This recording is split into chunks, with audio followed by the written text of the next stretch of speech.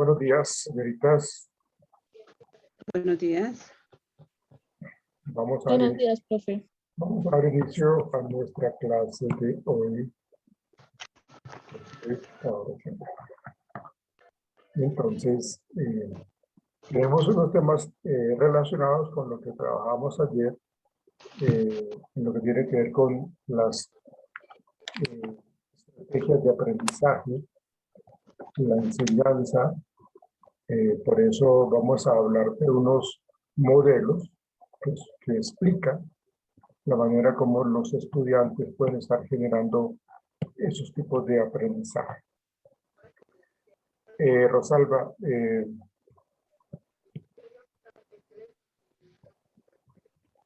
listo, Rosalba, puedes comenzar, discúlpame. Profe, hágame un favor, lo que sucede es que yo estoy por medio del celular, yo le pedí a ver si alguna de ustedes me puede hacer el favor de colaborarme, lo envié al grupo. Al grupo, si quieres envíalo al chat de Zoom, por favor, y yo te colaboro. Profe, si quieres yo comparto pantalla, pero mientras estoy compartiendo se me apaga la cámara porque estoy desde el cel. Bueno. Bueno, hazlo, Jessica, por favor, nos colabora si eres tan amable. Y entonces vamos a comenzar con el modelo que tiene Rosalba. Muchas gracias, señorita Jessica. Profe, no es el modelo, yo la tarea que que estaba pendiente. ¿Pero el modelo también lo vas a trabajar? Sí, señor, lo voy a trabajar, pero lo voy a explicar acá, no lo tengo en... Bueno, ok. Vamos a ver cómo te quedó. Lo importante es que sea comprensible lo que tú nos vas a exponer. Pues sí, es muy poquitico y muy puntual. Pero que lo puntual sea bastante explicativo con respecto al tema, Rosalba.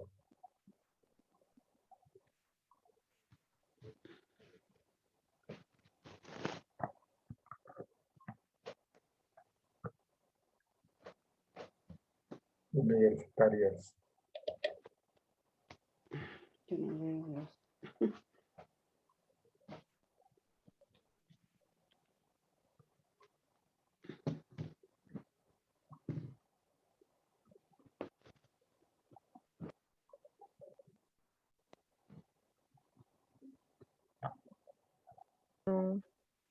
Profe, ¿ya estaban viendo el documento?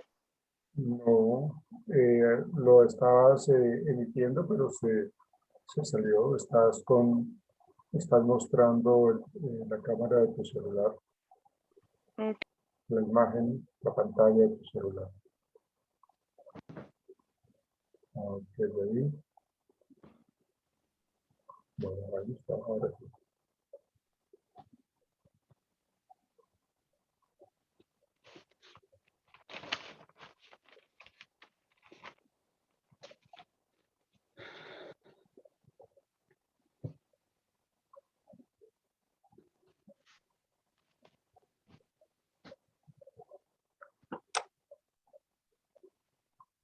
Listo, Rosalba, ahí ya te están proyectando. ¿Lo puedes subir? ¿Me hace el favor, Jessica?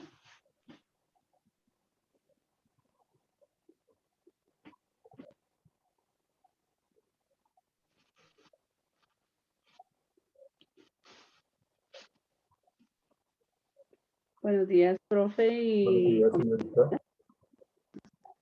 a mí me tocó el tema de la aplicación del condicionamiento operante en educación. El principal condicionamiento operante es aplicado en la educación, consiste en su capacidad para instaurar, modificar y eliminar conductas indeseables para instaurar otras deseables. La siguiente, por favor. El señor Skinner nos decía lo siguiente. Creía que el comportamiento está mantenido en una condición a través de consecuencias similares, idénticas a través de estas situaciones En síntesis, los comportamientos son factores casuales que son influencias por consecuencias. La siguiente, por favor. El condicionamiento operante, dice, consiste en asociar una serie de refuerzos positivos o negativos a ciertas conductas. Se utiliza en educación fundamentalmente que favorece a ciertas conductas y modificar aquellas que no son adecuadas. Así como Skinner plantea que el profesor debe seguir las indicaciones para poner en práctica estos puntos. Seguir el desempeño de una respuesta correcta con consecuencias positivas ignorando las respuestas incorrectas. Proveer óptimas contingencias de reforzamiento por respuestas correctas a las cuales deben ser positivas. La siguiente, por favor. La siguiente nos dice maximizar la ejecución de respuestas correctas, minimizar los factores errores mediante el uso de pequeños pasos instruccionales con XPIN, que quiere decir que es enseñanza o acción. Evitar utilizar el control aversivo. Reforzar la conducta exacta que se quiere enseñar. O sea, en este caso, digamos un ejemplo, la materia que sea, ya sea matemáticas, sociales, etcétera, etcétera. Aplicar el reforzamiento lo más específicamente posible, que el aprendiz entienda claramente cuál es lo que se le está diciendo, lo que se le está enseñando y lo que, pues, que le quede claro. Y está atento a la naturaleza, el timing, organización y prevención a tiempo correspondiente a diversas fases de ejecución de una tarea.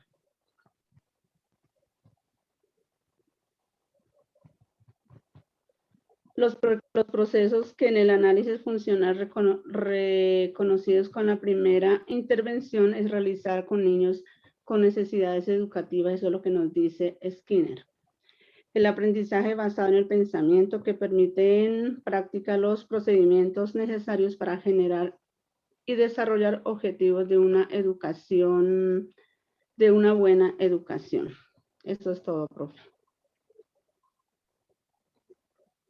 ¿Cómo aplicarías, según lo que tú nos planteaste, cómo aplicaría Rosalba ese condicionamiento operante en un contexto académico con los estudiantes que tú estás trabajando en un colegio? Pues primero que todo, reforzar la conducta exacta, guiándolos para que, pues, lo que uno quiere enseñar y pues que ellos nos entiendan claramente del objetivo de lo que se quiere educar, ¿no? ¿Cómo lo harías? ¿Cómo lo haría? Por eso, primero reforzando una buena conducta, ¿no? Que nos escuchan, que nos entienden las cosas, las precisiones que uno quiere transmitir a ellos. ¿Cómo llegas a reforzar una conducta que quieres que sea comprendida por el estudiante? ¿Cómo llegas a reforzar?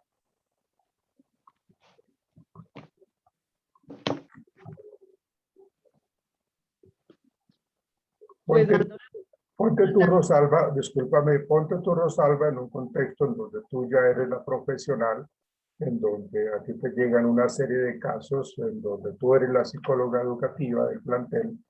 Entonces, necesitas abordar precisamente el condicionamiento operante para la modificación de conductas disruptivas, para mejorar, por ejemplo, los hábitos de estudio, para generar mayor atención en las clases. Entonces, yo no sé cómo aplica el condicionamiento operante. Somos la psicóloga del plantel.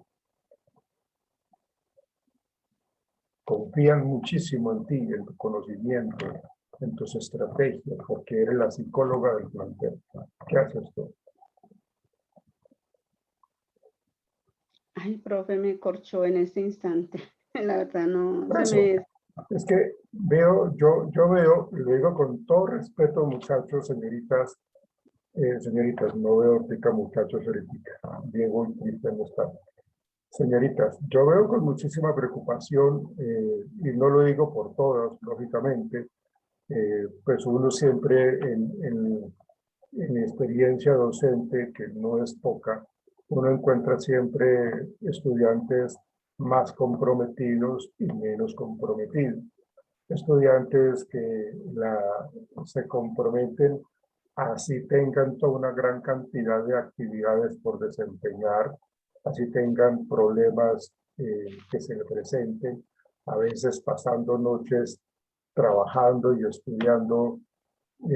Conozco mucha gente que inclusive enfermeras que trabajan de noche en sus turnos en los hospitales, en las clínicas, y están estudiando psicología o están terminando su carrera y les toca asumirlo. Entonces, veo con mucha preocupación de que algunas personas consideran de que yo con mi compromiso profesional estoy formando profesionales. Ustedes saben de que yo quiero muchísimo mi profesión, la respeto muchísimo, la valoro muchísimo como para dar espacio al no compromiso. Entonces, en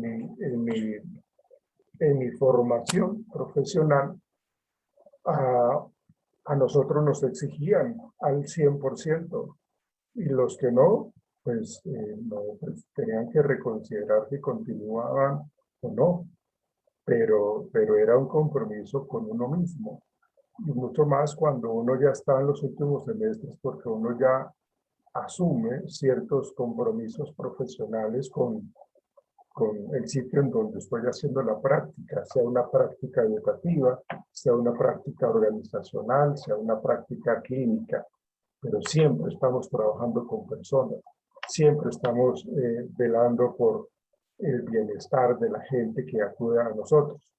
Yo me acuerdo cuando yo estuve haciendo mi práctica en psicología organizacional, la supervisora que me tocó a mí era una señora supremamente exigente,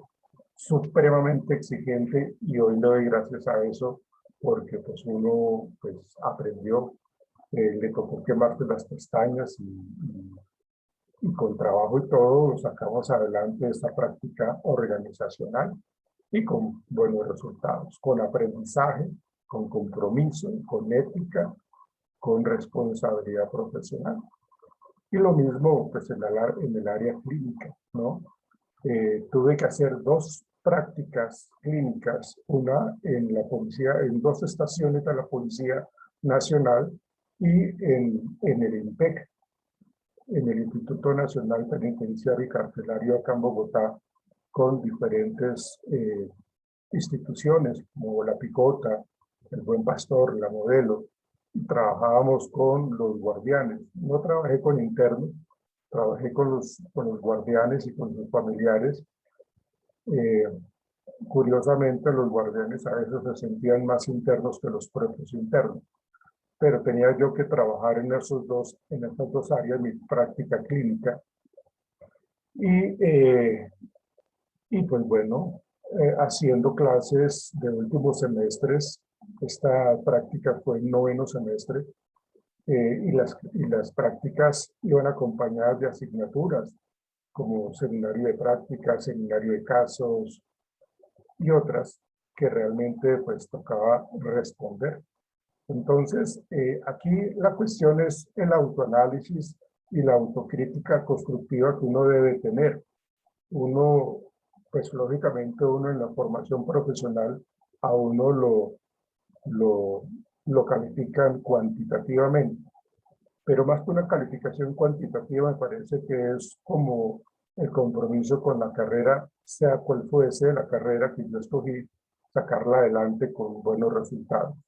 Entonces, no es exigencia por exigir, es formar profesionales competentes, es formar profesionales de calidad, que cuando se enfrenten a otros profesionales de otras universidades no se queden rezagados, sino que tengan el conocimiento, que tengan las habilidades profesionales, que tengan el manejo adecuado de situaciones que se le presenten y que respondan con ética y con compromiso. Entonces ustedes, como la formación que hay en la universidad, en la Universitaria de Colombia, no son 10 semestres, es más corta la carrera, ustedes prácticamente están en los últimos peldaños de su formación. Y mal haría uno como docente permitir que las personas asuman facilistas, que sean facilistas o que asuman ciertos facilismos cuando pues, necesitamos es personas que sean comprometidas con la profesión, que hagan quedar bien la profesión una vez se gradúen, ¿sí? Claro que las personas cuando no están bien preparadas, lógicamente, ellas solitas se cierran las puertas, ¿no? Porque pues, van a estar en desventaja con profesionales, como les digo, de otras universidades. Cada semestre se están graduando profesionales de diferentes universidades en las facultades de psicología y hay competencia. Entonces, en la medida que yo me autoexija, me autocritique y sea muy organizado y muy dado a tener las cosas muy claras, sabiendo para dónde voy y cómo quiero llegar, que no es simplemente el llegar a la graduación, sino saber llegar y tener pues como esas herramientas, seguramente vamos a ser profesionales de calidad, exitosos, comprometidos. Y eso se los van a agradecer sus pacientes, sus estudiantes, sus compañeros de trabajo, porque están haciendo las cosas muy bien. Y en los trabajos, cuando a uno le exigen, uno tiene que responder, uno tiene que asumir lo que les corresponda, ser estructurado, ser organizado, para poder responder en todos los flancos que nos exijan. Ya somos profesionales, no ven que ya estamos a punto de graduarnos, en el caso de ustedes, ¿no?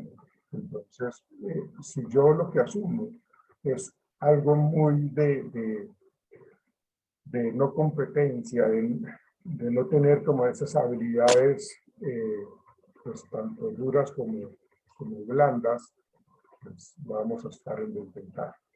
Entonces yo les comento esto pues a manera de reflexión, a manera de autocrítica, ¿sí? Constructiva, para nada destructiva.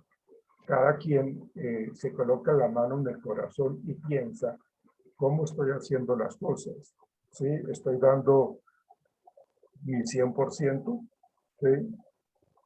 Como la crítica que le están haciendo al técnico a la Selección Colombia, en donde dicen que todos los jugadores que quieran estar en la Selección Colombia tienen que estar al 500%.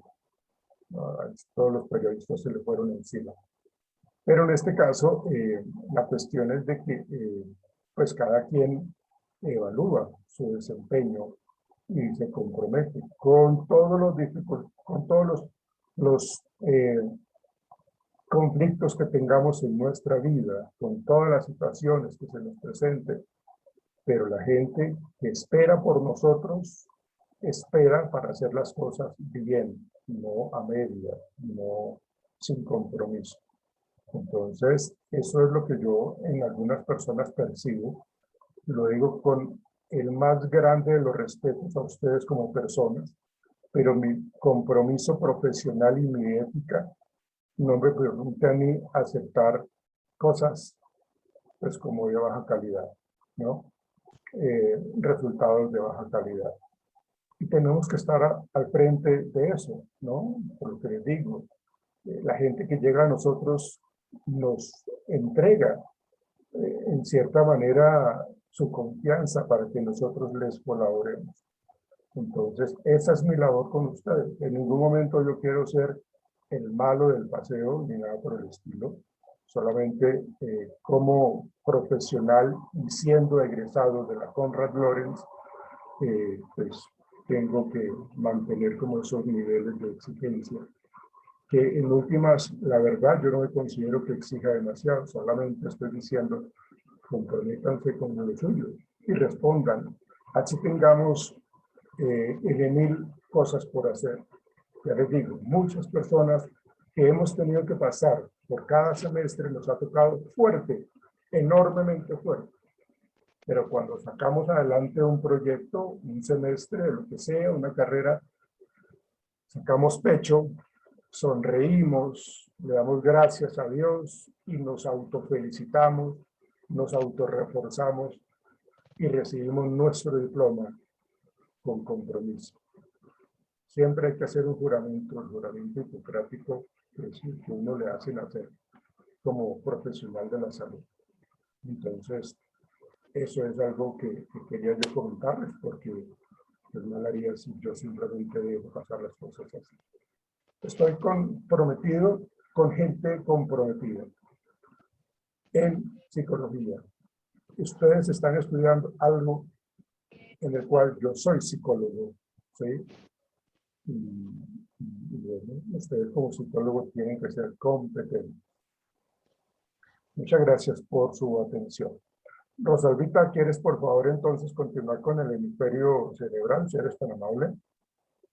Sí, señor, muchas gracias por sus recomendaciones y pues por lo que usted acaba de decir, es muy cierto que ahí todos en esto venimos a aprender y yo vine a eso a aprender. Yo creo que todos los días uno aprende cosas nuevas que de pronto a uno no se le quede todo, no lo puede captar, pero pues igualmente le agradezco sus consejos y esto pues me disculpa, ¿no? Si de pronto no estoy como bien preparada en este tema, pero pues se da alguito, pero pues alguito se habla, dijo con el tema. Muchas gracias.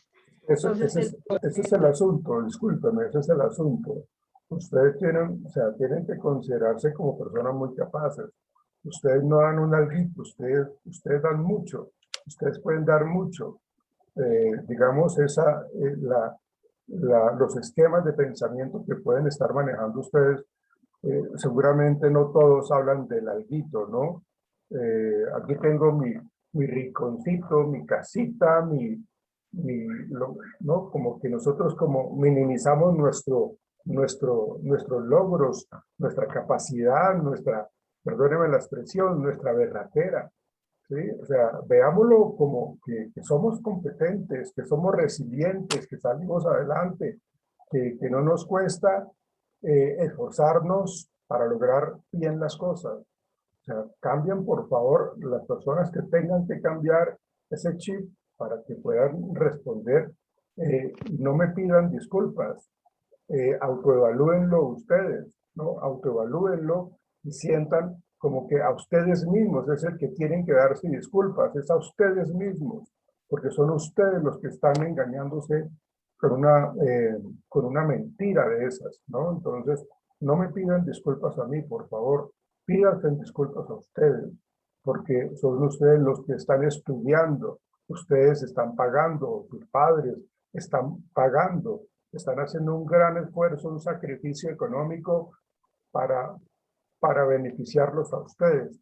Y si son ustedes los mismos que se pagan la matrícula, el semestre, perdón, pues entonces no se engañen a ustedes, ¿no? Entonces, es más que eso, ¿no? O sea, claro que son capaces, pero lejos son capaces de hacer muchas cosas. Entonces, cambien, por favor, esa actitud. Los que tengan esa actitud, por favor. Sigue, Rosalvita, si eres tan amable, por favor. Sí, señor. Entonces, a mí me tocó modelo de los hemisferios cerebrales. Dice que este modelo se centra en identificar el hemisferio cerebral, predominante temporal, interpretando aquel que tiende al hemisferio izquierdo, es más especializado en los símbolos de cualquier tipo, lenguaje, álgebra, símbolo, químicos, partiduras y musicales. Es lo que nos dice el señor Robert Spirri. Este resumen de este modelo explica que el hemisferio está especializado en las determinadas tareas y procesos que se encargan de controlar en la mitad del cuerpo del lado opuesto. Cabe mencionar que el doctor Sperry se ganó el premio Nobel de la Medicina en 1981. Y también me dice que hay 6 modelos y también estaba mirando los modelos cuadrantes de Ned Herman. que dice que se elaboró este modelo. Espérate, Rosalita, que se lo va a manejar a otra persona. Gracias. Listo. Bueno, sí, señor. Bueno, Gracias, eso sería lo que encontré con respecto a este personaje. Sí, Que me parece un tema muy interesante. sí, gracias. En cuanto a esos estilos de aprendizaje que nosotros, digamos, estamos como tratando de identificar, pues tenemos que hacer referencia de una manera clara con respecto a los hemisferios cerebrales. Ustedes saben de que nosotros tenemos un hemisferio izquierdo y un hemisferio derecho. Saben ustedes de que cada uno se encarga de ciertas funciones, de ciertas actividades, y como lo decía Rosalba, pues la mitad de un hemisferio domina la parte opuesta del cuerpo de la persona, ¿no? Entonces, es decir, que el hemisferio derecho, por ejemplo, dirige la parte izquierda del cuerpo, mientras que el hemisferio izquierdo, pues lógicamente, está comprometido con la parte derecha. Por eso, cuando hay una serie de lesiones en donde se involucra un traumatismo craneoencefálico, muchas de esas funciones empiezan a fallar, ¿no? Entonces, cada hemisferio presenta cierto tipo de especializaciones para que nuestra movilidad, nuestra funcionalidad sea pues muy adecuada, sea que nos permita en últimas a nosotros sobrevivir, ¿no? Sabemos nosotros que el hemisferio izquierdo está mucho más especializado. Algunas personas tienen más desarrollado este hemisferio izquierdo y está más especializado en el manejo de los símbolos, en cualquier tipo de lenguaje, de álgebra, de elementos de los símbolos químicos, de las partituras musicales. Entonces, en la medida que se está estimulando el hemisferio izquierdo, pues va a favorecer va a tener como esa predisposición para poder ayudar al aprendizaje. En este caso, una de las cosas que tendrían que hacer los psicólogos educativos y los docentes es tratar de identificar con una prueba neuropsicológica cuál hemisferio es el más dominante en cada uno de los estudiantes. ¿Para qué? Para poder así estimular lo que ellos tienen como de una manera mucho más desarrollada, de una manera mucho más potencial y que sea pues algo significativo, ¿no? Es más, en el hemisferio izquierdo es más el analítico y lineal, y que pues lógicamente pues esto se traduce en una forma lógica con respecto al aprendizaje. En cambio, en el hemisferio derecho es más efectivo en la percepción del espacio. En la percepción del espacio hace referencia a que estamos hablando de lo que es imaginativo y lo que es emocional, ¿no?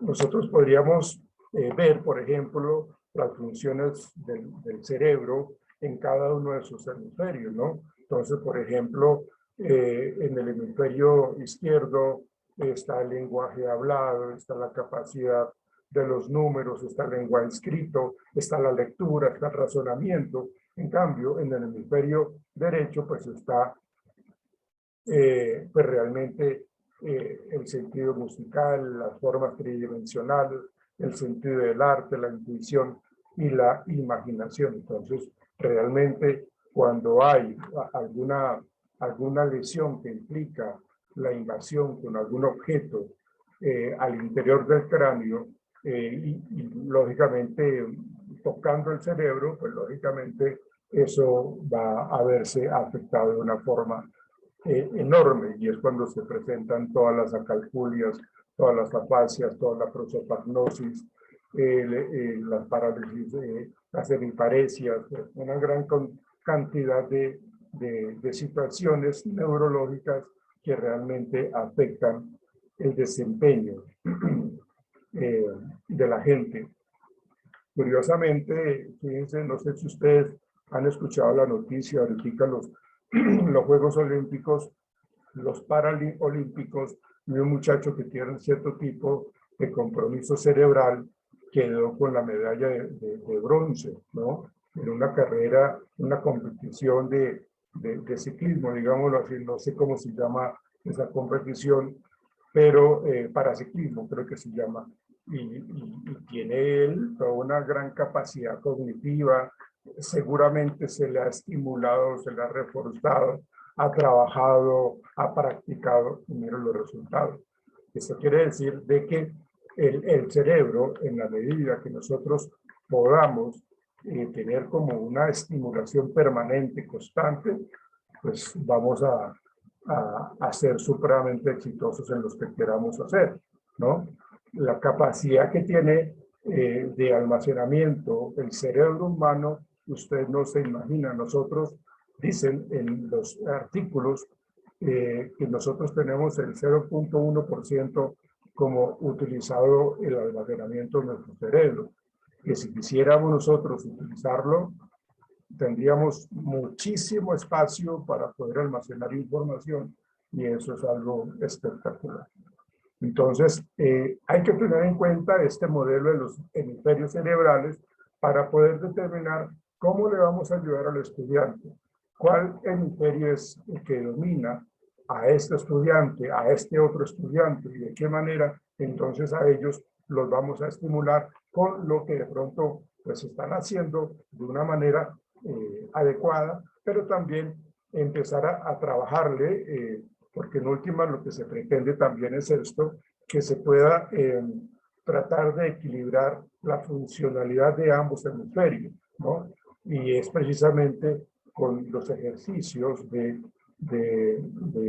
la neurolingüística, los ejercicios de estimulación cognitiva, que se permite pues tanto estimular el hemisferio izquierdo con el hemisferio derecho.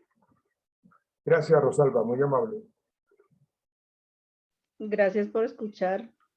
Ok, Gracias. con mucho gusto. Seguimos con su merced, María Camila, si eres tan amable. Profe, ¿ahí me escuchas? Sí, perfectamente. Bueno, espérame. Claro.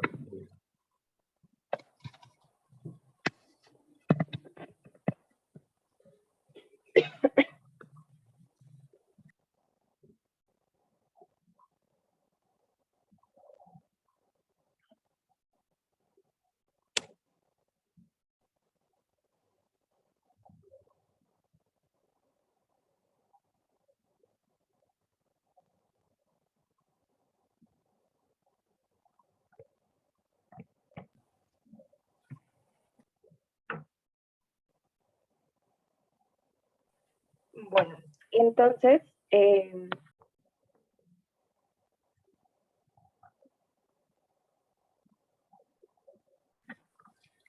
voy a hablar sobre los modelos de los cuadrantes cerebrales de Hermann.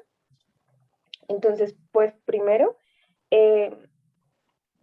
bueno, obviamente lo estableció un investigador que se llama Ned Hermann, y pues el investigador se enfocaba en la psicología de las organizaciones.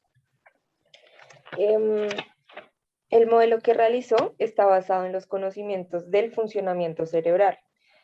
Lo dividió en 4 cuadrantes que representan formas distintas de operar, de pensar, de crear, de aprender y pues básicamente de convivir con el mundo.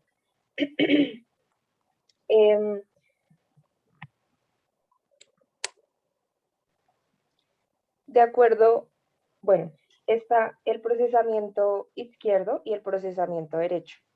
En el procesamiento izquierdo encontramos el cuadrante A y el cuadrante B. En este caso, el cuadrante A se encuentra ubicado en el lóbulo izquierdo y pues se encarga del pensamiento lógico, analítico, crítico, matemático y se basa en hechos concretos. Digamos que aquí el comportamiento, pues, es que no sé cómo explicarlo, profe, porque lo entendí así.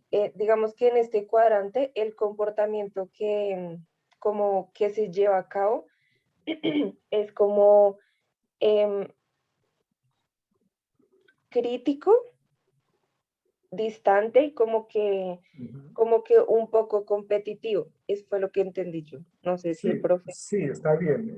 Creo que le agregaría lo siguiente, ¿no? En ese modelo de Hermann, pues él habla de ese cuadrante A, que está ubicado en el lóbulo superior izquierdo. Acá lo que se plantea en esa parte del cerebro, dice que, por ejemplo, hablando de los estudiantes, que el alumno se especializa precisamente en el pensamiento lógico, en el pensamiento analítico, cuantitativo, crítico, matemático, y tienden a ser bastante dados y Hermann lo que plantea allí es de que el comportamiento de estas personas tiende a ser como un poco como frío, ¿no? ¿Por qué? Porque ellos son muy lógicos, muy concretos, supremamente concretos, son muy dados a ser analíticos, o sea, no son tan emocionales. Acuérdense que nosotros tenemos desarrollados ciertos tipos de afrontamientos hacia la vida, como muy emotivos, muy emocionales, o por el contrario, muy analíticos, ¿no? Y eso lleva a que nosotros tengamos ese tipo de comportamiento, ¿no? Dice que, por ejemplo, para este tipo de cuadrante A, pues por lo general son más que todo como matemáticos, como ingenieros, como físicos, como químicos, banqueros, abogados, que realmente son como los que están manejando un poco esa estructura que hay en el cerebro como tal, en esa parte del lóbulo superior izquierdo. Entonces, por eso les decía que el comportamiento de estas personas tiende a ser pues, frío, distante, con muy poca expresión gestual, son muy parcos, son prácticamente que no demuestran absolutamente nada de sensibilidad, ¿no? Entonces, tienen un argumento supremamente elaborado, argumentan muy bien las cosas, su voz es muy elaborada, que lógicamente eso denota cierto tipo de control de las circunstancias, de los momentos, de las personas. Son intelectualmente brillantes en último, ¿no? Entonces realmente son muy competitivos, pero a la vez son muy individualistas. Entonces realmente ese sería el lóbulo superior izquierdo en su cuadrante A, que era lo que tú nos estabas diciendo, María Camila, de las 4 divisiones, ¿no? Entonces nos estábamos entrando en el cuadrante A, que está ubicado en el lóbulo superior izquierdo. ¿Quieres continuar, por favor? Sí, profe, claro, sí, señor. Bueno, entonces, es que esto se me cae acá.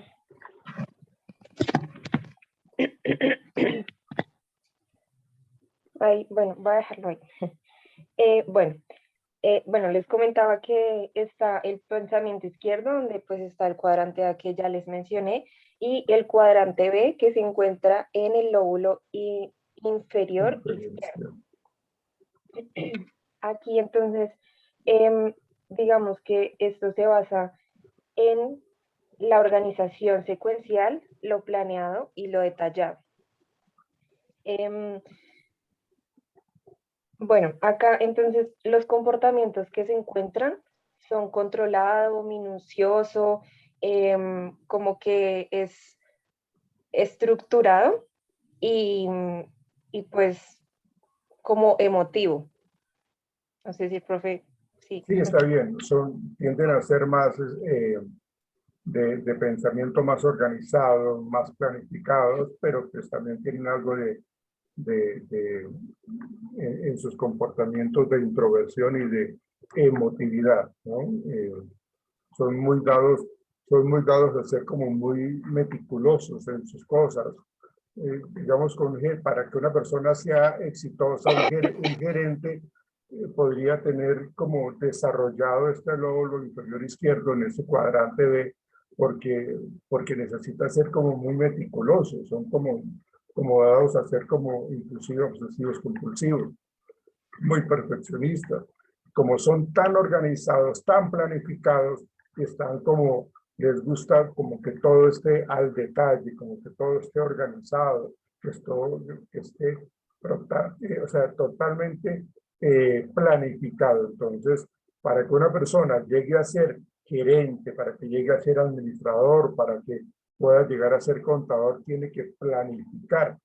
Entonces, en la medida que tienen este cuadrante B como su potencial, pues lógicamente ellos van a tener como muy desarrollado su planificación, su estructura, definen sus procesos, sus procedimientos de una manera muy estructurada, muy organizada, son muy ritualistas, son muy metódicos.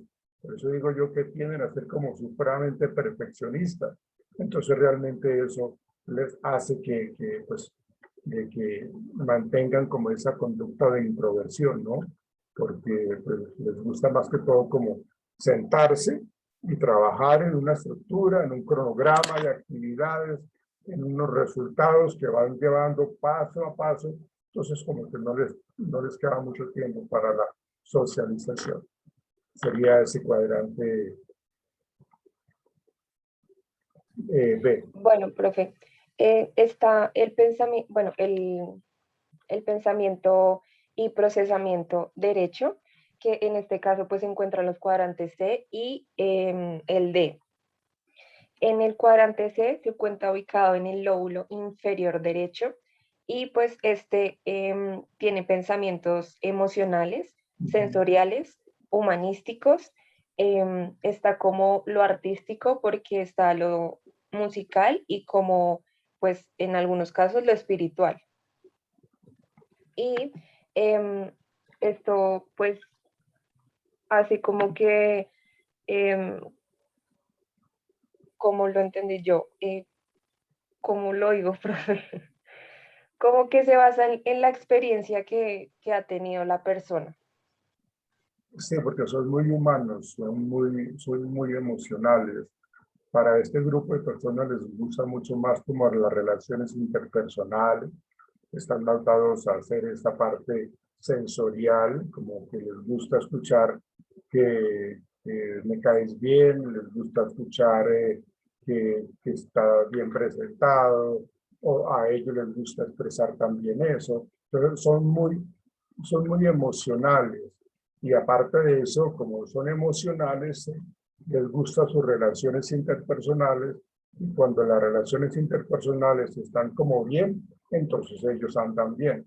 Pero cuando hay algún tipo de traición o algo así, pues lógicamente este tipo de personas tienden a ser como muy susceptibles, ¿no? Por aquello del humanismo que tienen, de que están muy atentos a lo que hacen o no hacen los demás. Y lo que tú decías, tienden a ser muy espirituales, ¿no? Entonces acá, pues lógicamente, una persona con este tipo de características tiene que ser, por ejemplo, un médico, tiene que ser, por ejemplo, un psicólogo, tiene que ser, por ejemplo, o podría ser, por ejemplo, un docente, un profesor, un comunicador social, un enfermero. Un músico. Sí, exactamente. ¿Por qué? Pues porque están viviendo lo que tú decías de las experiencias, se vuelven un poco susceptibles y emocionalmente se afectan por ese tipo de experiencias. Por eso, fíjense que todas estas profesiones que yo acabo de mencionar, pues están ligadas a situaciones complejas, difíciles. Entonces, las personas que le llegan o conocen casos que son bastante, pues como negativos, pues se emocionan de una manera tal que se entristecen, ¿no? Entonces son extrovertidos porque tienen esa facilidad de interactuar con la gente, son emotivos, son espontáneos, les gusta gesticular bastante, son muy dados a expresar con su cara cómo están, si contentos, si tristes, si enojados o deprimidos, ¿no? Entonces realmente son muy gesticuladores realmente, ¿no? Y les gusta mucho idealizar, ¿no? A ellos les gusta como que creen, ¿no? Por ejemplo, Jaime Garzón, el periodista al que asesinaron, él tenía su lóbulo inferior derecho en su cuadrante C totalmente desarrollado, porque él sentía lo que vivía el país. Él era una persona supremamente espiritual, era una persona supremamente humanista, y eso, pues, tristemente en nuestro país lo llevó a la muerte. Bueno, sigue, por favor. Bueno, profe. Y en cuanto al cuadrante D, se encuentra ubicado en el lóbulo superior derecho, perdón, en el lóbulo superior derecho. Sí. Aquí entonces se destaca porque tiene un pensamiento conceptual, holístico, global, creativo también, espacial, visual y metafórico. Su merced hablaba sobre bueno, en qué profesión o persona se podía haber reflejado, y está en los arquitectos o los diseñadores gráficos. Sí, también, también. Entonces, acá el comportamiento que manejan es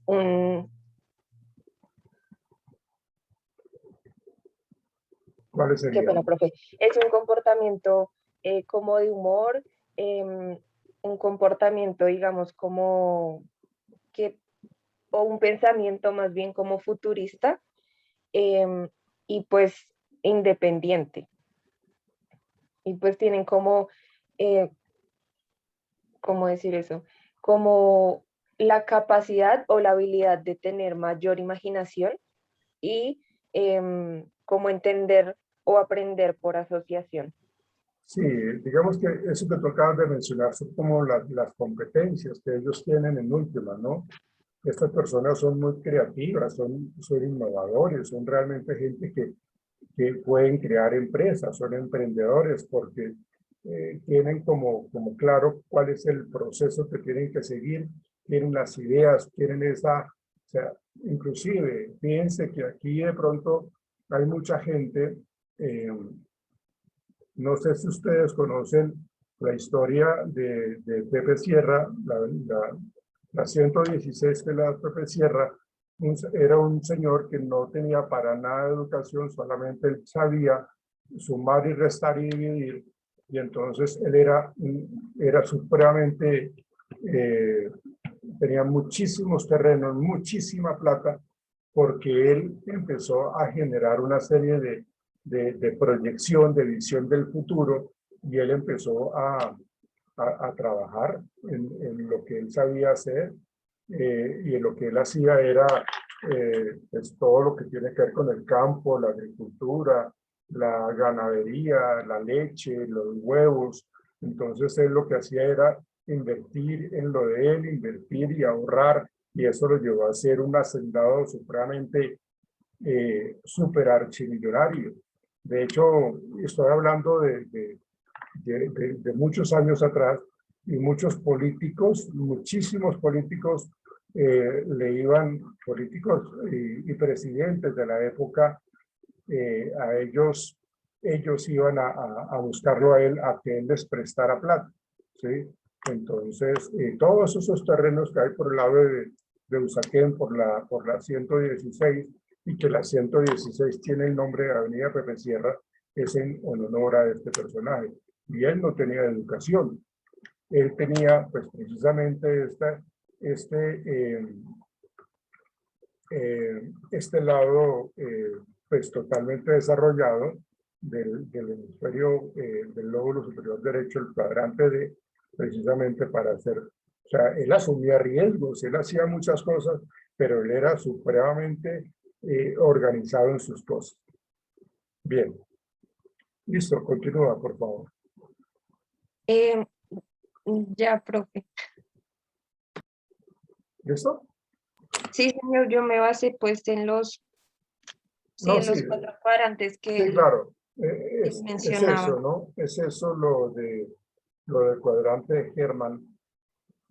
Y lo importante es cómo él divide el cerebro en esos 4 cuadrantes y cómo nos lo explica con los comportamientos, con las competencias que tienen ellos, qué tipo de profesión podrían tener ellos, en cuáles serían. Por eso cuando uno habla de las pruebas vocacionales, digamos que salen a reducir estos cuadrantes, ¿no? Para saber yo podría desempeñarme? ¿Cuál es mi profesión realmente? Si realmente yo soy muy analítico, o soy muy humano, o soy muy sensorial, o soy muy interpersonal. Entonces, digamos que para eso se utilizan las pruebas de los test vocacionales. Listo, María Camila, te agradezco. Profe, Sí, María Camila. ahí ya me escuchas. Sí, señor. Digamos que yo ahí encontré una gráfica, que pena no poderla compartir, pero pues están los cuatro cuadrantes, ¿sí? El Ajá. cuadrante A lo plantean como el ser racional, el cuadrante B como el ser cuidadoso, el cuadrante D como el ser experiencial y el cuadrante C como el ser emotivo, por si pues para Claro, que esté un poquito claro. más Eso, profesional. eso es importante. Es muy importante poderlos diferenciar. Cómo coloca él realmente, pues, cómo divide el cerebro y poder entender nuestro comportamiento. Bien, gracias, María Camila. Seguimos contigo, Angie Gracias, Tatiana. profe. Angie Tatiana, ¿vas a compartir? Buenos días, profe. Sí, Hola, señorita.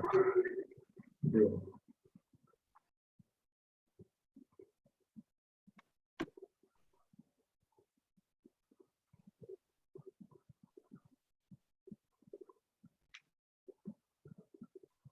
ya se ve, profe, qué pena. Ya lo está leyendo. Ya, ahora sí. ¿Listo? Bueno, pues a mí me correspondió el modelo de Cole para entrar como en tema. Ay, ¿por qué no pasa? Ya. Mira, hablemos un poquito de la biografía de David Cole. Él nació en 1939 y obtuvo su licenciatura en 1961 en la Universidad de Code. Después de esto, pues ganó su doctorado en psicología social en la Universidad de Harvard y actualmente pues está eh, laborando como profesional de comportamiento organizacional. Bueno, este señor es un psicólogo estadounidense y teórico de la educación y es quizás el mejor conocido por las investigaciones sobre aprendizaje y estilos de aprendizaje experiencial, perdón. Experienciales. Bueno, dentro de las características de este modelo, bueno, primero que todo, pues Cole lo diseñó en 1984, es un modelo sobre estilos de aprendizaje en el que se teorizan tres grandes agentes que modulan los estilos de aprendizaje de cada persona. Estos tres agentes son la genética, las experiencias vitales y las demandas de nuestro entorno. Según este modelo de aprendizaje, cuando una persona quiere aprender algo, debe procesar y trabajar la información que se recoge. Para que ese procesamiento de la información se realice de manera óptima, deben completarse 4 fases. La primera, pues, es la experiencia concreta, que es la que debe darse desde los lugares desde el lugar de las experiencias inmediatas y específicas que se dan a pie de la observación. A la observación. Pie a la observación, perdón. La segunda es la observación reflexiva, que es cuando la persona reflexiona acerca de lo que se está observando y elabora una serie de hipótesis generales sobre lo que la información recibida pueda significar. La tercera fase, pues, es a raíz de las hipótesis que se realizan de conceptos abstractos y generalizaciones. Y la última fase es la experimentación activa, que es cuando la persona experimenta o practica con estos conceptos en otros contextos o situaciones. Bueno, Cole dice que cuando la persona finaliza todas estas etapas de proceso, se vuelve a reiniciar cada etapa para seguir adquiriendo más conocimientos e información. Dentro de la tipología de los alumnos tenemos que las personas tienden a especializarse en una o dos de las 4 fases que hablé anteriormente. Dado que Cole advirtió de este hecho, elaboró 4 tipologías de alumnos según la forma en la que estos prefieren trabajar la información. Dentro de estos alumnos encontramos los alumnos activos o divergentes, que se incluyen en una se involucran en un compromiso completo y sin ningún tipo de prejuicio. Estas personas tienden a aprovechar al máximo el momento y suelen entregarse en los acontecimientos. Él tenía como una visión entre cómo aprenden mejor cada tipo de alumno y cómo aprenden peor. Los alumnos activos o divergentes aprenden mejor cuando la actividad les supone un desafío, cuando se les propone actividades cortas y concisas y cuando se sienten emocionados con la actividad. Y aprenden de una manera peor, por así decirlo, como él lo planteaba, cuando son actividades de largo plazo, cuando tienen un papel pasivo en la actividad, cuando deben asimilar, analizar e interpretar datos y cuando tienen que trabajar en solitario. Los segundos alumnos que él planteaba eran los reflexivos o asimiladores. Estos alumnos se caracterizan por observar los acontecimientos y tratar la información desde muchos puntos de vista distintos.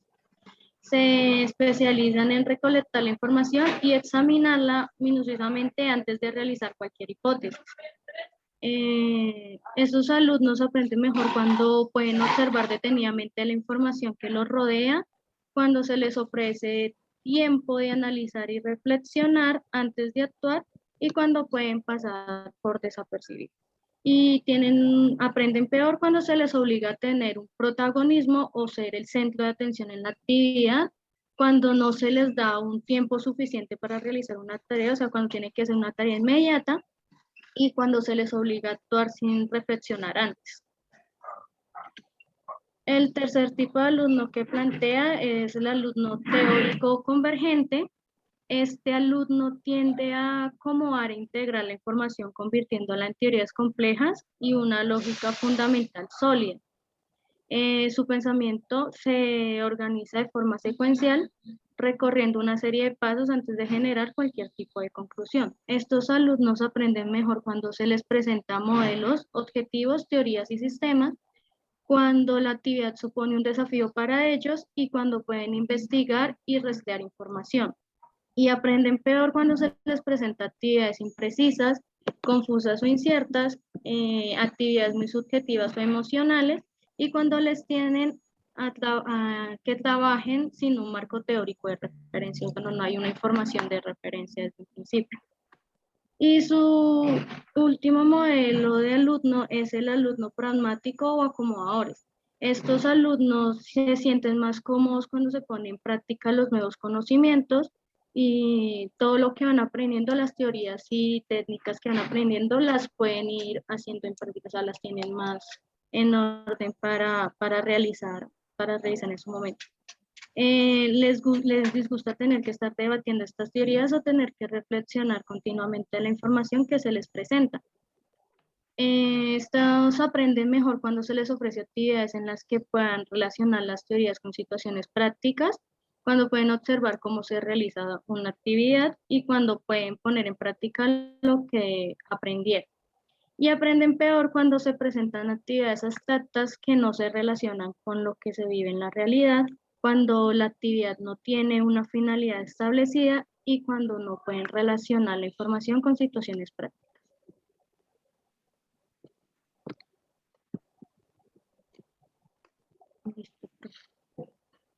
Ok, listo.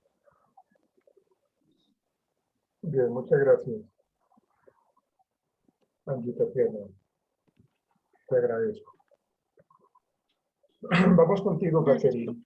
No, a ti, gracias, Angie. Catherine, vamos contigo. Yo voy, profe, ya comparto. Bueno.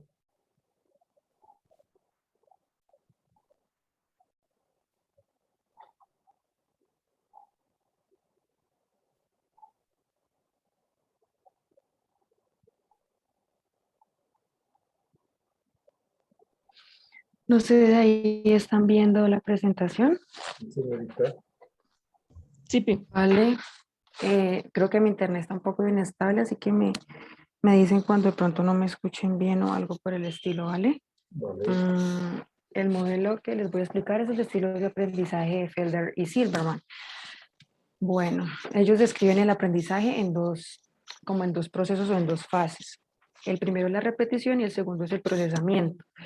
Ellos dicen que el alumno en el proceso de recepción de la información lo que hace es, digamos, como su palabra lo dice, recepcionar información tanto externa, digamos, de su ambiente, como interna, digamos, de interoceptiva, de su ambiente interno.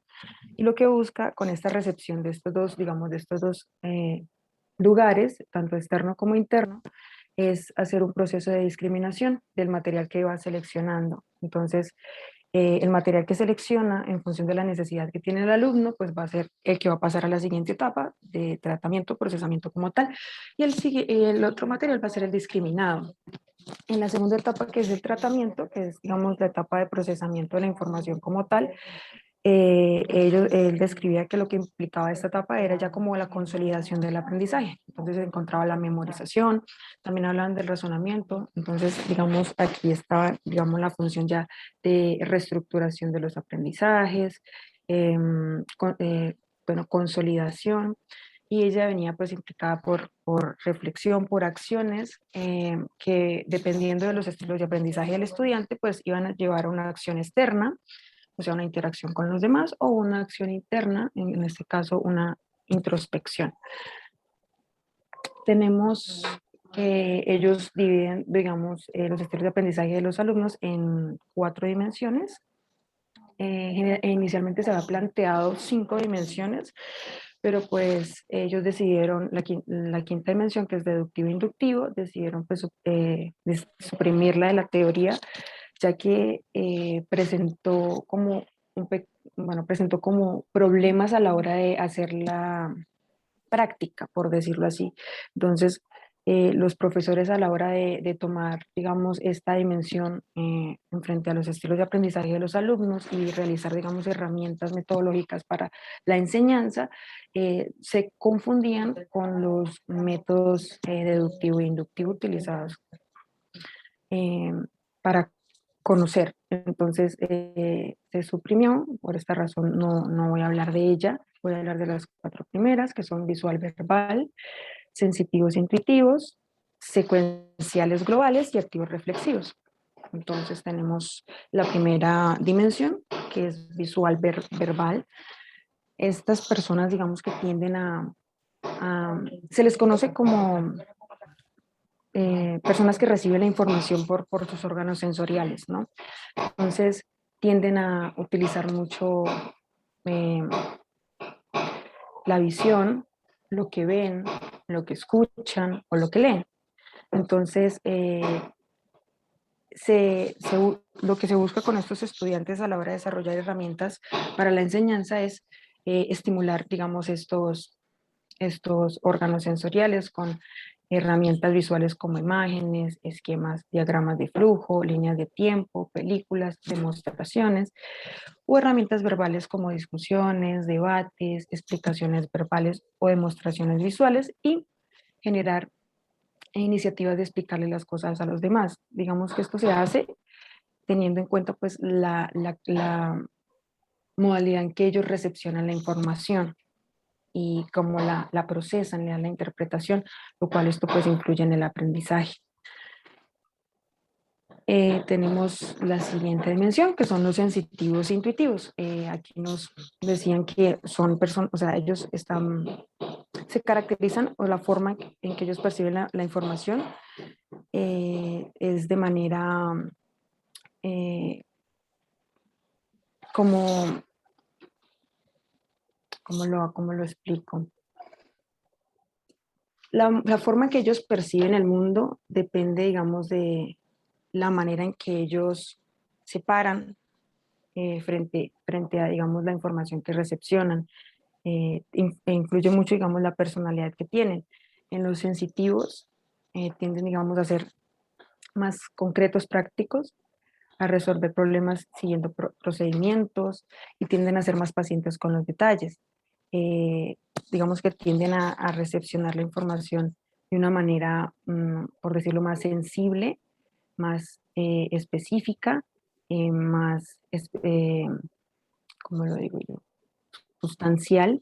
Y las características de los estudiantes intuitivos es que son de pronto más conceptuales, más innovadores, odian de pronto la repetición, son entonces en este caso en contraste con los sensitivos, trabajan más con las abstracciones y digamos que ellos tienden a dejarse llevar mucho como por esas percepciones indirectas, ¿no? De la información que de pronto pueden encontrarse en el inconsciente.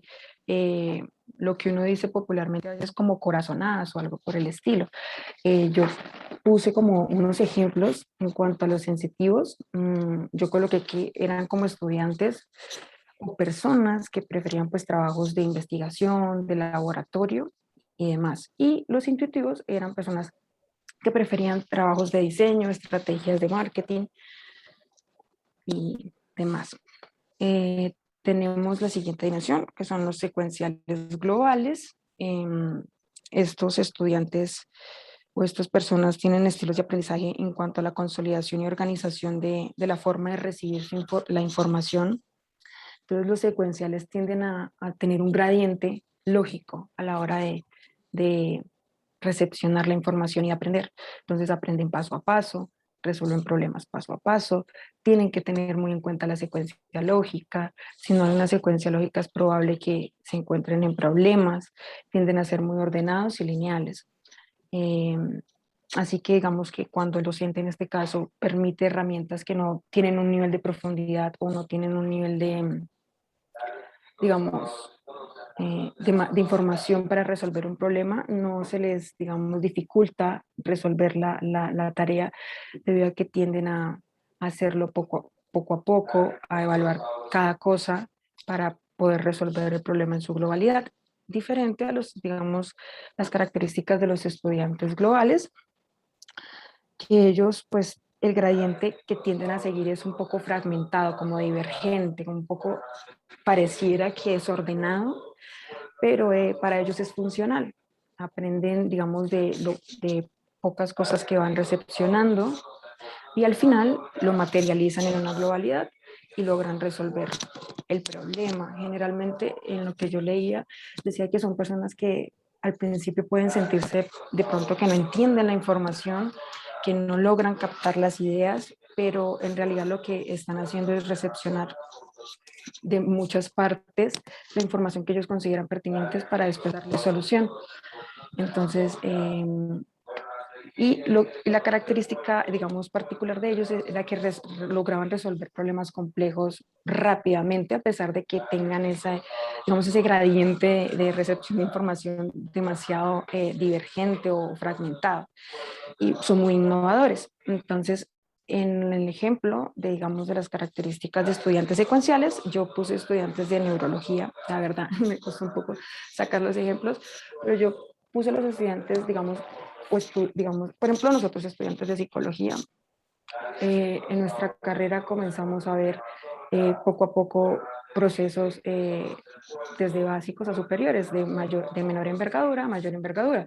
Y poco a poco necesitamos ir resolviendo, digamos, esa información que nos regalan, que nos aportan, e ir estructurándola a un nivel de mayor complejidad, como escalar. Y en, digamos, las características de estudiantes globales, yo puse escritores o filósofos, ya que pues me guié de pronto por el pensamiento divergente que deben tener la hora de innovar y la hora de generar creatividad. Y por último, la cuarta dimensión son activos reflexivos. Estos estudiantes pues conocen el mundo a través de la experimentación y la observación. Los activos son más prácticos, digamos que siempre que están recepcionando información les cuesta mucho solo quedarse con lo que aprenden, digamos, teóricamente, entonces deben hacerlo conjuntamente, ¿no? como debe haber una reciprocidad en lo que recepcionan la información teórica y la práctica. Entonces, constantemente tienen que estar discutiendo lo que aprenden, aplicándolo, explicándoselo a otros, porque no logran, digamos, realizar el proceso de aprendizaje de manera óptima, ¿no? Esa recepción y ese procesamiento del que hablábamos antes de tocar las dimensiones. Estos estudiantes activos a la hora de, digamos, de aprender, lo que buscan es también por medio... Perdón, el señor de los envueltos. Lo que buscan es, a través de esa recepción de información y esa práctica, trabajar con el exterior, ¿no? Hacia el exterior, no tanto hacia sí mismos, sino buscan ayudar hacia afuera. Y las características de los estudiantes reflexivos son más introspectivos, ¿no? Entonces, es la observación reflexiva. Prefieren, digamos, estar solitarios, prefieren pensar, prefieren meditar más sobre lo que ven, poco, digamos, interactúan con otros pares, y lo que hacen es que la información que obtienen es más bien como ¿cómo lo digo? Ay, Jesús. Bueno, la información que tienen la vinculan más hacia el interior, generan más introspección, la apoyan más hacia adentro.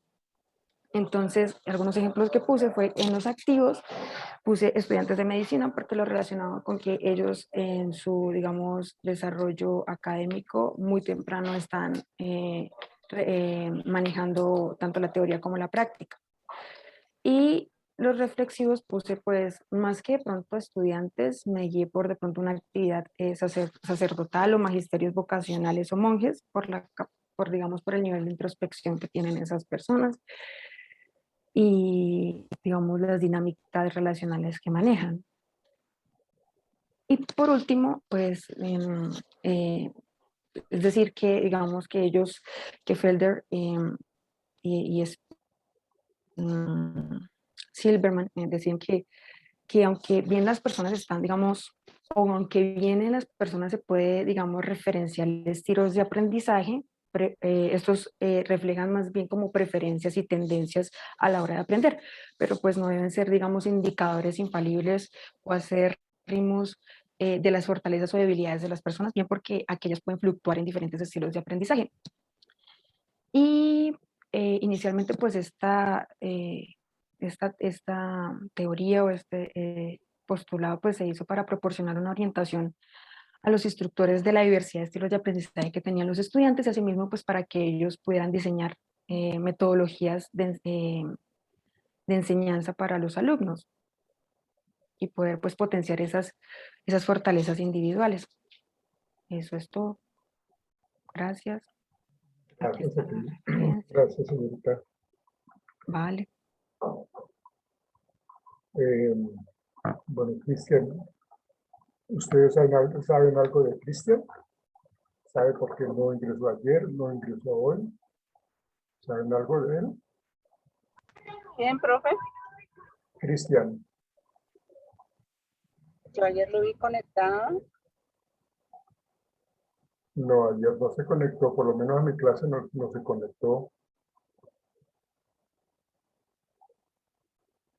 Catherine, con respecto al señor de los envueltos, sí.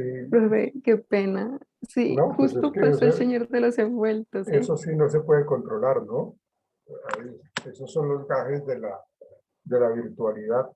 Pues yo creo que a mí me ha pasado también con ustedes cuando yo estoy en clase, que pasan a vender la mazamorra antioqueña, los envueltos y todo lo demás. Bueno, eso venden de todo. Esos son los gajes del oficio virtual. Bien, vamos contigo, Laura. Laura, no había visto tu mensaje. Vale, profe, no, tranquilo. Te agradezco. Bueno, a mí me corresponde hablar sobre taxonomía de Bloom. Entonces fue desarrollada por el psicólogo estadounidense Benjamin Bloom y es una clasificación jerárquica de objetivos educativos basados en la complejidad del proceso cognitivo que requieren. Entonces, Benjamin Bloom, él creó esta pirámide en el año de 1956 y la ordenó de esta manera, que fue primero conocimiento, comprensión, aplicación, análisis, síntesis y evaluación. Entonces, en el año 2001, sus alumnos lo pasaron de sustantivos a verbos, dejándolo en recordar, comprender, aplicar, analizar, evaluar y crear. Pero ellos hicieron fue un cambio en las dos de arriba, en las dos en la punta, que dejaron como primero crear. Entonces, a nivel de complejidad alto, este pensamiento es de orden superior y a nivel de complejidad bajo, el pensamiento da a orden inferior. Entonces, este método de aprendizaje tiene como una jerarquía que está dividida en diferentes niveles, siendo un proceso evolutivo en el que los estudiantes emplean diferentes herramientas que les sirven para aprender, a través pues del desarrollo de las habilidades que les va a permitir mejorar su capacidad de comprensión, de análisis y de razonamiento. Continúa, Jessica. Bueno, entonces aquí está la explicación de cómo lo manejaron por niveles. Entonces, como primero fue recordar que este nivel fue un nivel básico que se trata, como su nombre lo está diciendo, como de conocer primero el tema, que los estudiantes sepan de qué se va a hablar y con qué podrán trabajar, que lo hacían primero identificando, recordando, conociendo y memorizando. Luego estaba el nivel de comprender, que este nivel los estudiantes ya podían explicar con sus propias palabras lo que ya antes habían visto. No necesitaban de memorizar, sino que era de entender los conceptos. Entonces ya ellos hacían, era resumen, interpretaban, comparaban, clasificaban y ejemplifican también. Y luego en el tercer nivel estaba aplicar, que aquí se tiene que llevar ya es a la práctica del conocimiento, que ya se tiene pues el tema claro, así que los estudiantes ya pueden tener una simulación, perdón. Ya entonces ya usan, ya ejecutan, ya implementan y ya comparten. En el nivel de analizar estaba que los estudiantes ya pueden generar como el contenido sobre un tema y descomponer el material a sus partes para explicar así las relaciones jerárquicas, que ya estaba era el de organizar, estructurar, enlazar, clasificar y ya conectar. Y en el nivel de evaluar, en este nivel el estudiante ya puede crear como un juicio crítico y verificar el valor de una evidencia discriminando ideas o puntos, que en este ya pues ya pasaban era a crítica, ya revisaban, ya juzgan, ya discriminan, ya valoran, y como nivel último que era el crear, entonces aquí ya podían manejar todo como el conocimiento, lo aprendido previamente y reorganizan las ideas pues ya para generar nuevas aportaciones, que aquí ya se diseña, se planifica, se construye y se aporta. La siguiente, Jessica, gracias. Bueno, entonces la importancia de la taxonomía de Bloom. Entonces es realmente efectiva por la facilidad para categorizar pues conocimientos y habilidades, sobre todo por la capacidad creativa que pueden alcanzar cada uno de los estudiantes. También busca que los estudiantes ya comprendan los temas con diferentes contenidos y que los profesores proporcionen un trabajo en equipo, conociendo las opiniones y puntos de vista de sus compañeros. También no busca memorizar, más bien que el estudiante encuentre pues como la forma más sencilla de entender y de explicar. También ayuda a que los profesores tengan como una secuencia correcta de las actividades de acuerdo al proceso cognitivo que ellos requieren. Y como por último, al trabajar con el pensamiento crítico y reflexivo, va a ayudar a que los estudiantes a que desarrollen una capacidad de juzgar y de generar una serie de discusiones que pues van a facilitar más la comprensión y pues sobre todo recordar los temas por el contenido y por sus prácticas. Y muchas gracias. Okay. Bien, retira tu presentación, gracias. Entonces, para resumir y cerrar esta parte de los estilos de aprendizaje que comenzamos ayer nosotros, aquí qué es lo que nos plantea las teorías, qué es lo que nos están diciendo a nosotros los teóricos con respecto a los estilos de aprendizaje de los estudiantes en una edad escolar de primaria, secundaria. Piense que aquí lo que se plantea siempre es la interacción que tiene el alumno con el entorno académico, con su contexto académico, pero muy oportunamente se hace la introducción de la parte neurológica de todos estos modelos neurológicos que en últimas fortalecen, ayudan a identificar cuáles son los potenciales de los estudiantes, en qué son buenos o por qué sabemos que son buenos y en qué están fallando. Y lógicamente, si nosotros como psicólogos educativos descubrimos cuáles son sus debilidades para el aprendizaje, pues lógicamente vamos o tendríamos que trabajar sobre eso, ¿no? Para eso utilizan pues todos estos modelos de aprendizaje, como todos estos teóricos que ustedes mencionaron hoy muy amablemente, expresan cómo esa relación, como dependiendo del lóbulo frontal izquierdo, derecho, del cuadrante, cómo estaríamos nosotros identificando cómo estos estudiantes pueden aprender. Pero en últimas y resumiendo, pues lo que se plantea es de que nosotros somos visuales, somos auditivos, que aprendemos de manera auditiva, de manera verbal, y en esta manera verbal, pues lógicamente lo que nos plantea es que preferimos utilizar la palabra o escuchar realmente todo eso que está alrededor de nosotros y lo utilizamos en nuestra vocalización, en nuestra expresión verbal, de tal manera que nosotros podamos tanto escribir como hablar y eso pues en cierta manera esos estilos de aprendizaje pues van a estar más fomentados en unos estudiantes que en otros, ¿no? Entonces tenemos lo visual, lo auditivo, lo verbal, lo kinestésico, que ustedes ya lo conocen también, que nosotros podamos estar interactuando, que estemos utilizando nuestros sentidos, que estemos utilizando nuestras manos, que podamos sentir, que podamos palpar. O sea, todos los 5 sentidos que vayamos a utilizar para nuestro aprendizaje nos va a ayudar enormemente, ¿no? Entonces tenemos lo visual, lo auditivo, lo verbal, lo kinestésico y le agregamos pues lo lógico matemático, que es lo que en últimas empieza como a integrar lo que tiene que ver con la parte neurológica, ¿no? Y como somos seres gregarios, esto quiere decir de que definitivamente aprendemos cuando nos integramos socialmente.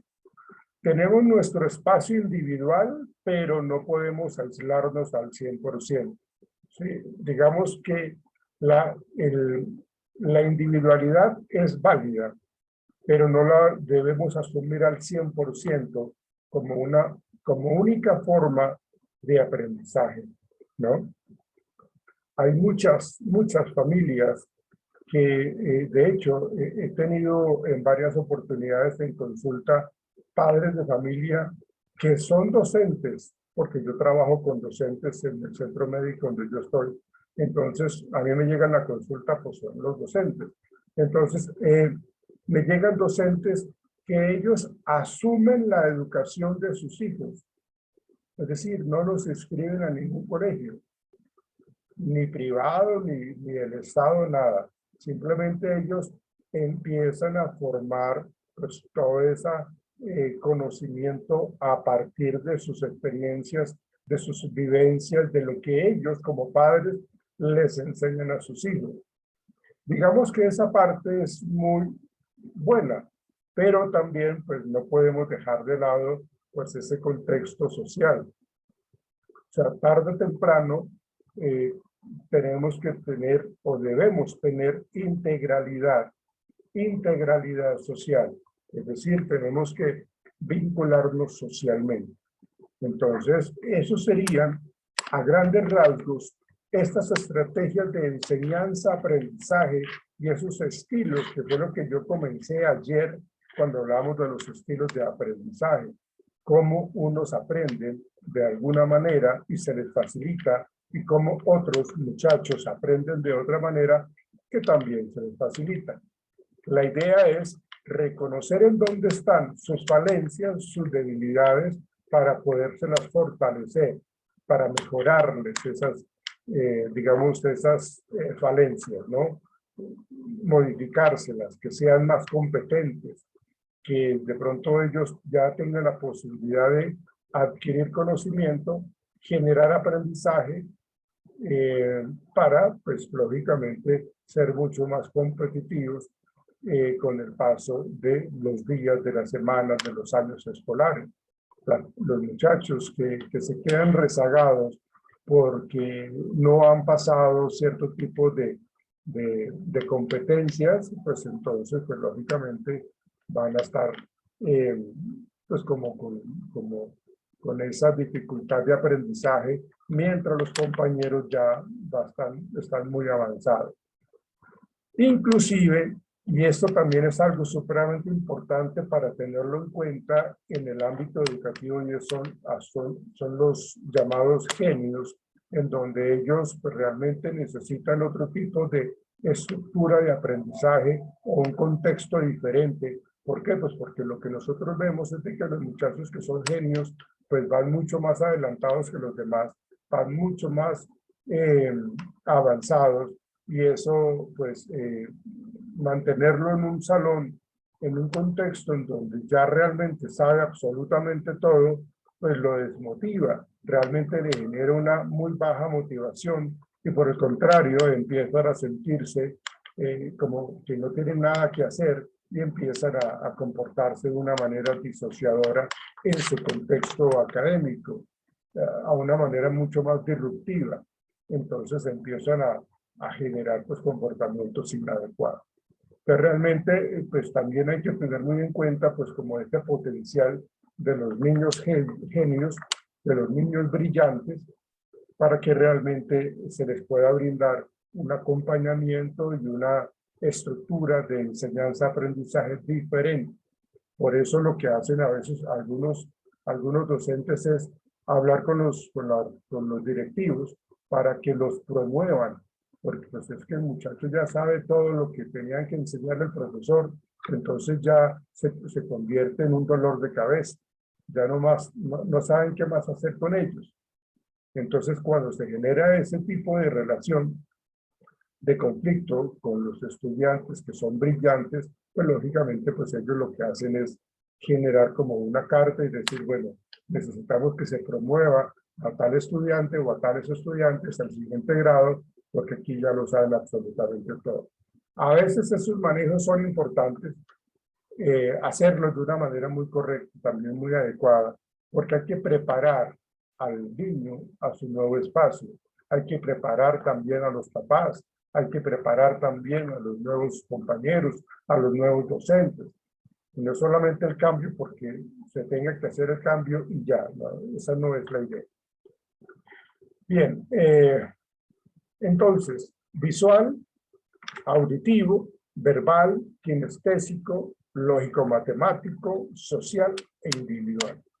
Esas son las estrategias de enseñanza y los estilos de aprendizaje que se encuentra uno en el contexto escolar, que es lo que vamos a manejar nosotros como psicólogos para poderlos apoyar a estos pequeños. Bien, muchachos, no sé si tengan alguna inquietud, alguna pregunta, o todo está claro. Pregunten, por favor, sin vergüenza. ¿No hay preguntas? Profe, Señorita. con respecto a lo que usted se refiere a los niños que nacen con una coeficiente intelectual muy Elevado. muy elevado, mi pregunta, o bueno, lo que de pronto, no sé, ¿se nace o cómo es? ¿Por qué motivo? Eso es algo que me queda como esa incógnita. Me parece que siempre hay como una predisposición genética con respecto a que los padres pues tienen una serie de características en el momento que se enteran de que están demos el ingreso a Diego y nos despedimos. Se ingresan a su rol de padres y asumen una serie de conductas como de estimular, porque saben qué significa eso. Entonces, desde el momento que se enteran de que está la mamá o la esposa en embarazo, pues empiezan a estimular una serie de actividades, de momentos, de aspectos sensoriales en el feto, ¿no? Al bebé en útero, ¿no? Entonces, pues realmente ahí se empieza a generar como esa capacidad. Pero pues lógicamente hay que hacerlo de una manera también muy adecuada, porque no podemos tampoco sobresaturar. En la medida que nosotros estamos sobresaturando, pues entonces también estamos haciendo algo inadecuado. La idea es, sí, estimular, pero de una manera mucho más acorde, mucho más adecuada, mucho más de paso a paso, para que lo que quieran los padres es de que se tenga esos buenos aprendizajes y el niño sea, digamos, desarrolle más facilidad para el aprendizaje. Pero digamos que la comparación con las mamás que de pronto no tuvieron esa posibilidad no se enteraron de que estaban en embarazo o era un embarazo no deseado, bueno, tantas cosas que se pueden presentar y que realmente no desean el bebé, pues lógicamente, pues todo eso genera y desarrolla una serie de secuencialidades, pues como que están negativas. Entonces, como que el niño, aunque de pronto podría tener esa buena disposición para ser un niño brillante, pues como que esos espacios de tiempo que eran para generarle esa estimulación se pierden. Entonces ya empiezan a tener, ustedes no se imaginan la importancia que es esa relación entre madre e hijo en útero. O sea, es una relación supremamente simbiótica, es una relación muy directa, y si la mamá le transmite pues felicidad, tranquilidad, armonía, pues el niño va a recibir eso. Pero si la mamá le transmite temor, angustia, ansiedad, estrés, ira, pues es lo que recibe el niño, el bebé en el vientre. Entonces lo que hace es, allí en ese caso, que el niño empieza a sentirse como mucho más quieto, mucho más introvertido, no reacciona a los estímulos, y ahí de ahí en adelante se empieza a tener una serie de situaciones por las que no son negativas. Ahora, no quiere decir de que eso no se pueda modificar. O sea, los niños tienen una gran capacidad y un potencial para el aprendizaje si neurológicamente estamos hablando de que tienen las conductas de entrada supremamente bien. Sí, que tienen todo, la parte auditiva, la parte visual, ya cuando el bebé ha nacido, ¿no? Entonces, que tienen pues como todo ese proceso sensorial desarrollado de una manera adecuada, pues seguramente va a tener la posibilidad de mejorar. Pero ya depende entonces de sus padres, de sus familiares cercanos, del entorno, del contexto académico, del contexto escolar, del contexto social, y de pronto pues no se les, cuando se utilizan métodos tan tradicionalistas, pues se pierde mucha capacidad. Entonces, eso tiene mucho que ver con ambos aspectos, con esa parte genética y también con esa parte del entorno medioambiental, para generar niños con potencial académico, que son brillantes, que nos asombran con sus respuestas, o niños que realmente hay que estarlos como guiando constantemente porque se quedan estancados. Eso sería. Eso sería. No sé si te respondí a la pregunta, Rosalba. Sí, señor, muchas gracias. Muy Ok, amable. con mucho gusto. Permítanme, voy a llamar a lista porque hoy veo que faltó bastante gente. Caterín Gómez. Hola, Caterín. Presente, profe. Diego, mire, Diego ingresó, usted tuvo una cita de médico, él entró y salió, pero el que nos hizo la broma fue él. María Fernanda. Hola, María Fernanda. Hola, profe, buenos días. Angie Tatiana. Hola, Angie. Buenos días, profe. Hola. Paula Santiesteban. Buenos días, profe. Estabas entrando y saliendo, ¿no, Paula? No, profe, es que no prendí la cámara porque me está cayendo mucho el internet, se me cae la llamada. Sí, por eso, es que creo que en dos ocasiones como que mi ingreso. Bueno, ok. Andrea Huertas, no la vi hoy. Profe, está en terapia. Ok. Solange. Bueno, presente, profe, buenos días. Muy bien. Laura Bedoya. Presente, profe, buenos días. Buenos días. Rosalba. Sí, señor. Cristian, ¿qué le pasará a este muchacho? Diga. Faisuli.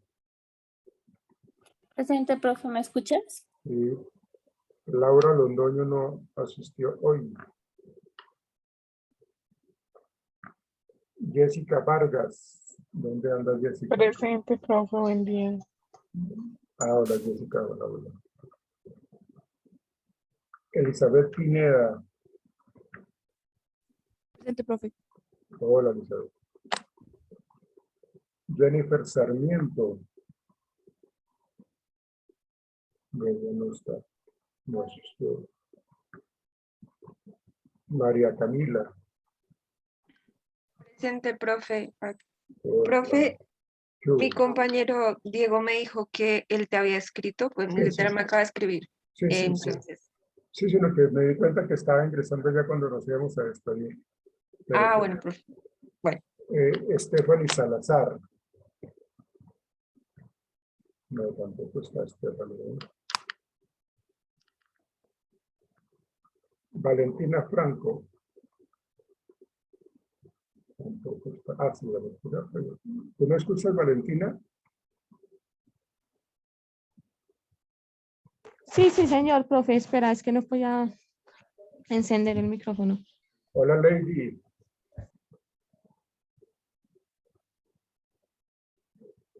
Valentina Garzón. No vino Valentina Garzón. Jennifer Gómez. Presente, profe.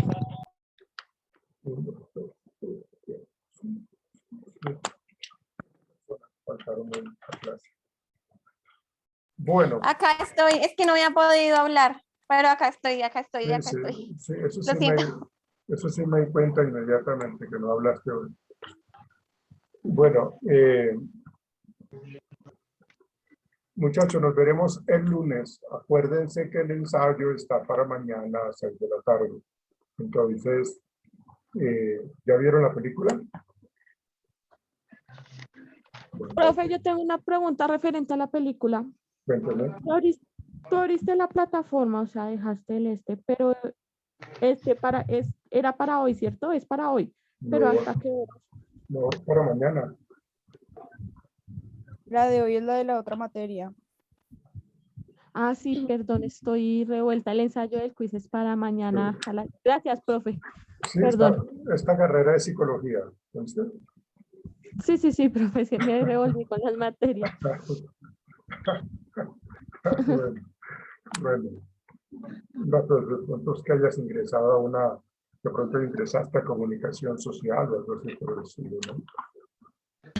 No, profe. Bueno, nos veremos el lunes, señoritas juiciosas, que estén muy bien. Cuídense mucho, por favor. Gracias. Hasta luego, profe. Gracias, profe. Hasta luego. Hasta luego. Gracias, profe. Hasta luego.